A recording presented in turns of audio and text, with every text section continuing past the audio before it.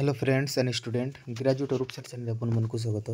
तो आज आम ये वीडियो आलोचना करवा +3 5th semester history honours paper 11 3 mark प्रश्न उत्तर जोटा कि आपनकर पार्ट 2 देखिपे। पार्ट 2 आम आलोचना करवा।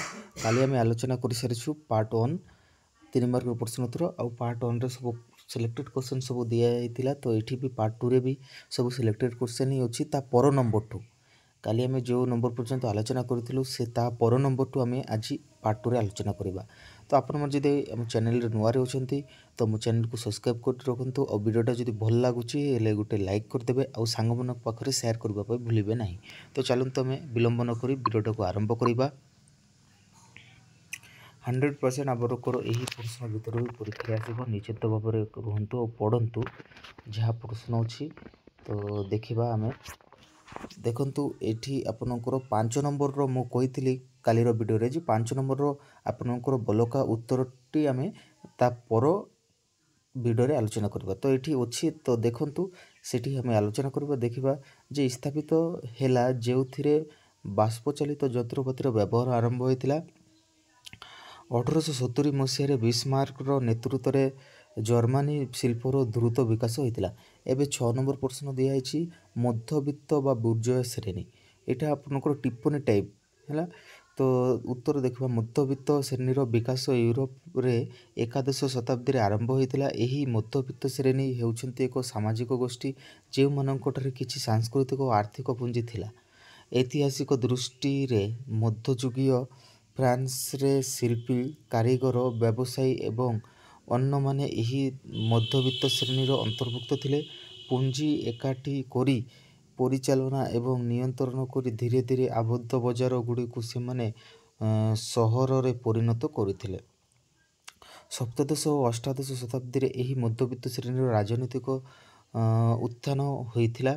से माने निजर व्यक्तिगत अधिकार व्यावसायिक उन्नति एवं संपत्तिर अधिकार वंचित शताब्दी रे रही मध्यवित्त श्रेणी निज पाई और निम्न श्रेणीर सदस्य मानक पाई राजनीतिक अधिकार धार्मिक अधिकार एवं नागरिक अधिकार हासिल करथिले। तेणु पाश्चात्य सभ्यता यही मध्यवित्त श्रेणी एक आगुआ राजनीतिक शक्ति हो उठिला। मात्र शिल्प विप्लव पर 1750 ठारू 1850 पर्यंत एवं 19 शताब्दीर मध्यभाग यही मध्यवित्त श्रेणीर बहुल बस्तर होइथिला एवं सेमानंक मध्य विभाजन सृष्टि होइथिला। 7 नंबर प्रश्न को देखिबा।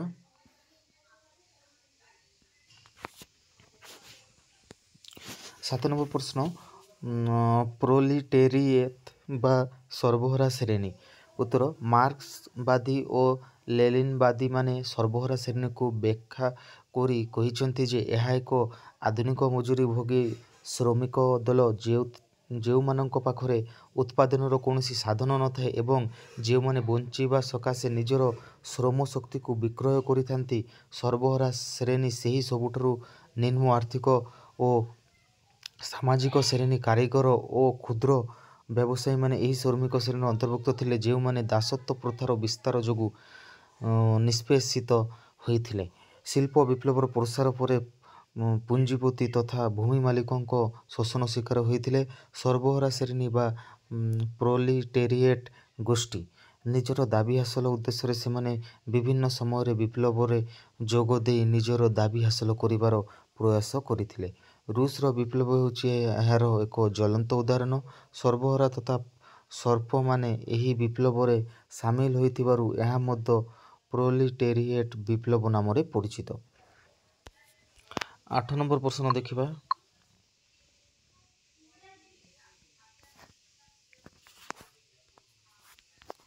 8 नंबर प्रश्नटा दिखाई कृषिजीवी श्रेणी। उत्तर शिल्प विप्लव पर कृषिजीवी जीवन में आसीथिला अनेक परिवर्तन। आशा करा जाउथिला सामंत प्रथार विलोप पर कृषिजीवी परिस्थिति सुधार आसिबो। उन्नत श्रेणी रे कृषि कार्य और कृषि यंत्रपातिर उद्भावन मध्य से आशा को उज्जीवित करिथिला।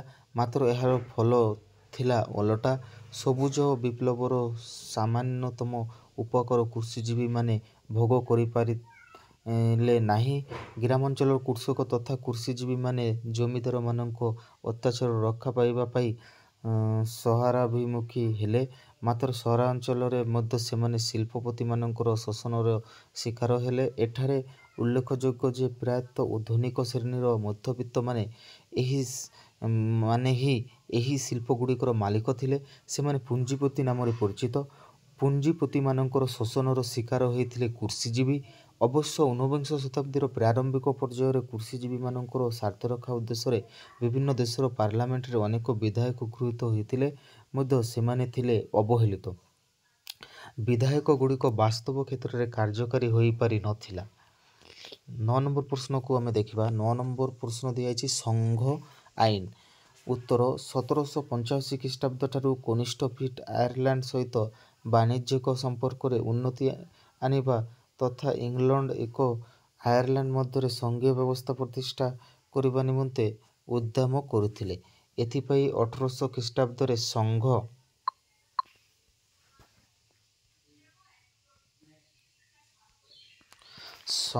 ଆଇନ ଉଭୟ ଇଂଲଣ୍ଡ ଏବଂ ଆୟାରଲାଣ୍ଡ ସଂସଦରେ ଗୃହୀତ ହେବା ନିମନ୍ତେ ପେଶ କରାଯାଇଥିଲା।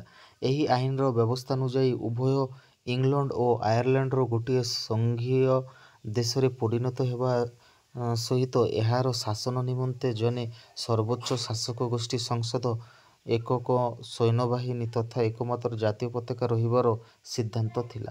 ମାତ୍ର ଆୟାରଲାଣ୍ଡର ଅଧିବାସୀମାନେ ଅବାଧ ଓ ମୁକ୍ତ ବାଣିଜ୍ୟ ନୀତି ତଥା ଇଂଲଣ୍ଡ ସହିତ ଆୟାରଲାଣ୍ଡର ସଂଘୀୟ ବ୍ୟବସ୍ଥାକୁ ବିରୋଧ କଲେ। 10 ନମ୍ବର ପ୍ରଶ୍ନକୁ ଆମେ ଦେଖିବା। 10 ନମ୍ବର ପ୍ରଶ୍ନ,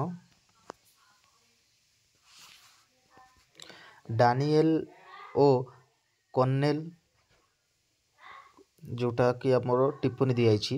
ଉତ୍ତର ଆୟାରଲାଣ୍ଡର ଯୁବଗୋଷ୍ଠୀ ଆୟାରଲାଣ୍ଡ ପାଇଁ ଯୁବ ଆୟାରଲାଣ୍ଡ ନାମକ ଏକ ସଂଗଠନ ମାଧ୍ୟମରେ ଏକ ସ୍ୱତନ୍ତ୍ର ସଂସଦୀୟ ବ୍ୟବସ୍ଥା ପାଇଁ ଦାବି କରିଥିଲେ।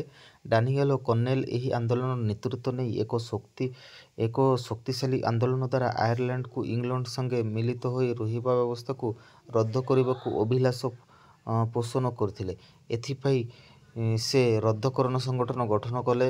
ସେ ଜନସାଧାରଣଙ୍କଠାରୁ ରଦ୍ଦକରଣ କର ନାମରେ ଅର୍ଥ ସଂଗ୍ରହ କରିବାକୁ ଲାଗିଲେ।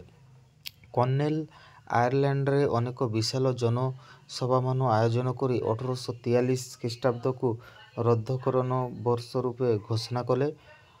କ୍ଲୋନ୍ଟାଫର୍ଟଠାରେ କର୍ନେଲ ଆୟାରଲାଣ୍ଡ ବୈଧାନିକ ସ୍ୱାଧୀନତା ଦାବି କରି ଏକ ବିଶାଳ ସାଧାରଣ ସଭାର ଆୟୋଜନ କଲେ। ସୈନ୍ୟବାହିନୀ କର୍ନେଲଙ୍କୁ ଗିରଫ କଲା।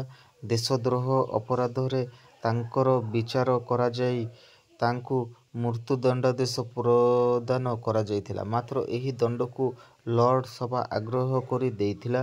ମୃତ୍ୟୁଦଣ୍ଡରୁ ତାଙ୍କ ଜୀବନ ରକ୍ଷା ପାଇ ଯାଇଥିଲେ ମଧ୍ୟ ତାଙ୍କର ରାଜନୈତିକ ମୃତ୍ୟୁ ହୋଇଯାଇଥିଲା। ତ 11 ନମ୍ବର ପ୍ରଶ୍ନକୁ ଆମେ ଏଥର ଦେଖିବା।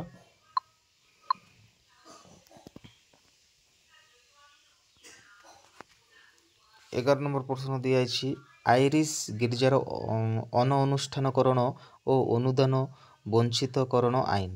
ଉତ୍ତର ଧାର୍ମିକ କାରଣରୁ ଆୟାରଲାଣ୍ଡ ଲୋକମାନେ ଅସନ୍ତୁଷ୍ଟ ଥିଲେ। ଆୟାରଲାଣ୍ଡ ଅଧିକାଂଶ ଲୋକମାନେ କ୍ୟାଥୋଲିକ ଥିଲେ। ମାତ୍ର ଏଙ୍ଗ୍ଲିକାନ ଚର୍ଚ୍ଚ ସରକାରୀ ଭାବେ ଆୟାରଲାଣ୍ଡର ଚର୍ଚ୍ଚ ଥିଲା। ମାତ୍ର ଏହାର ଅନୁଗାମୀମାନଙ୍କର ସଂଖ୍ୟା ଲୋକଙ୍କ ସଂଖ୍ୟାର 12% ଥିଲା। କ୍ୟାଥୋଲିକମାନେ ଧର୍ମ ଆଧାରରେ ବିଶ୍ୱବିଦ୍ୟାଳୟ ଶିକ୍ଷାରୁ ବଞ୍ଚିତ ଥିଲେ। ସେମାନଙ୍କ ଉପରେ ଅନ୍ୟ କଟକଣାମାନ ଥିଲା। ଧର୍ମ କ୍ଷେତ୍ରରେ ଦେଖାଯାଇଥିବା ସମସ୍ୟା ସମାଧାନ ରହିବା ଉଦ୍ଦେଶ୍ୟରେ 1869 ମସିହାରେ ଅଣଅନୁଷ୍ଠାନକରଣ ଓ ଅନୁଦାନ ବଞ୍ଚିତକରଣ ଆଇନ ଆଗତ କରାଯାଇଥିଲା। ଏହାଦ୍ୱାରା ଇଂରେଜ ଚର୍ଚ୍ଚ ଆୟାରଲାଣ୍ଡର ସରକାରୀ ଚର୍ଚ୍ଚ ହେଲା ନାହିଁ। ଏଠାକାର ଇଂରେଜ ଚର୍ଚ୍ଚକୁ ଆର୍ଥିକ ସହାୟତା ବନ୍ଦ କରି ଦିଆଗଲା। ଉକ୍ତ ଚର୍ଚ୍ଚର ଦେବୋତ୍ତର ସମ୍ପତ୍ତି ବାଜ୍ୟାପ୍ତି କରି ସାଧାରଣ ଲୋକଙ୍କର ହିତ ପାଇଁ ନିୟୋଜିତ କରାଗଲା। ଧର୍ମ ସମ୍ବନ୍ଧୀୟ ମାମଲାର ବିଚାର ପାଇଁ ପ୍ରତିଷ୍ଠିତ ଅଦାଲତକୁ ଲୋପ କରିଦିଆଗଲା। 12 ନମ୍ବର ପ୍ରଶ୍ନକୁ ଦେଖିବା। ଦେଖନ୍ତୁ 12 ନମ୍ବର ପ୍ରଶ୍ନଟା ତ ଆପଣଙ୍କର ପୁରାପୁରି ଏଠି ହେଇନାହିଁ। ତ ଆମେ ପାର୍ଟ 3ରେ ସେଟା ଆଲୋଚନା କରିଦେବା। ତ ଏବେ ଆମେ ଆଲୋଚନା କରିବା 12 ନମ୍ବର ପ୍ରଶ୍ନ ଯେତିକି ଆପଣଙ୍କର ଉତ୍ତର ଅଛି ସେତିକି ଆଲୋଚନା କରିବା। ଦେଖନ୍ତୁ ଆୟାରଲାଣ୍ଡର ଗୃହ ଶାସନ ଆନ୍ଦୋଳନ।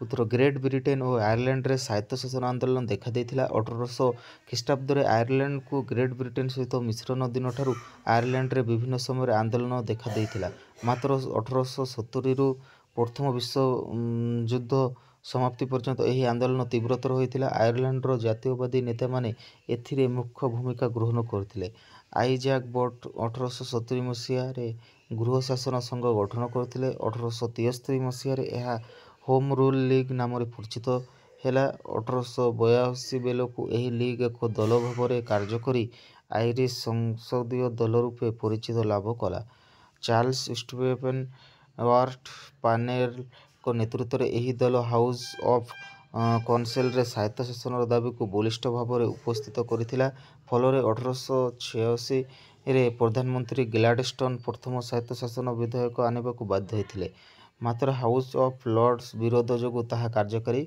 होइछि कि नहीं सेटा आम आलोचना करबा आग वीडियो रे तो आम देखो वीडियोटा बहुत टाइम धरी आम करूँ आलोचना करुँ तो वीडियोटा जदि पसंद है और सब इंपोर्टेंट क्वेश्चन अच्छे तो वीडियो को लाइक कर दिखाँ और चैनल नुआरे थिले चैनल को सब्सक्राइब करने और सांग मान पाखे शेयर करदे नमस्कार कालीर वीडियो रे आम आलोचना करबा तार पार्ट जोटा आपनकर बंची